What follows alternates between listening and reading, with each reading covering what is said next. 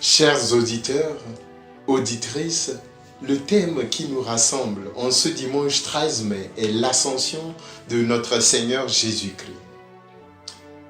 Le sage camerounais nous dit bien, même le poisson qui vit dans l'eau a toujours soif.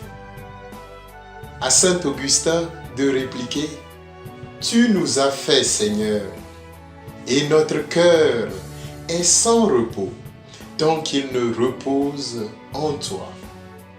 L'ascension du Seigneur Jésus vers son Père a lieu 40 jours après la résurrection du Seigneur, nous dit les Actes des Apôtres.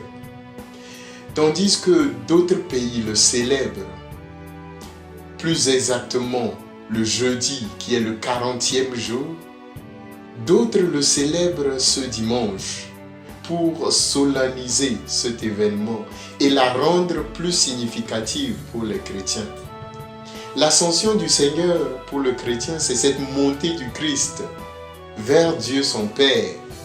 Les textes bibliques parlent de la montée vers le ciel.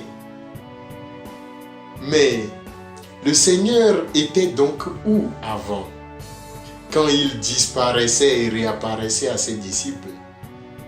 Emmanuel, Dieu avec nous, est toujours présent avec les disciples d'hier et les disciples d'aujourd'hui, toi et moi.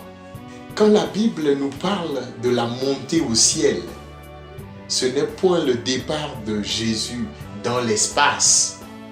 Le ciel en haut, souvent désigné dans la Bible comme le siège de Dieu, et en bas, désigné comme le siège du diable, la mort, les ténèbres et le mal. Oui, Jésus est bien là parmi nous. Le ciel où il est n'est pas le ciel que l'on voit de ses yeux.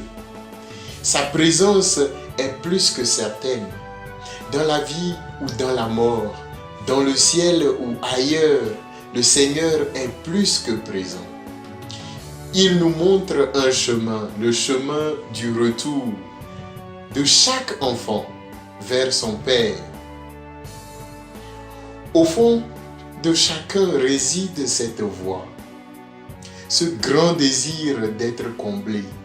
Ni les choses auxquelles nous nous accrochons, ni notre mari ou notre femme, notre travail, notre intelligence, nos enfants, notre compte en banque, nos amitiés ou nos projets de lendemain ne peuvent combler ce grand manque, ce grand vide en nous.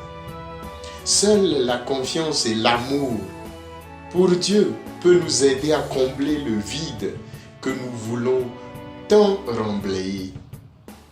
Rappelons-nous que nous sommes des gens de passage. Comme Jésus qui va vers son Père, notre identité première est celle d'être enfant de Dieu. Le sage Aoussa au Mali le rappelle si bien. L'eau chaude, n'oublie pas qu'elle a été froide. Bon dimanche à tous et à toutes.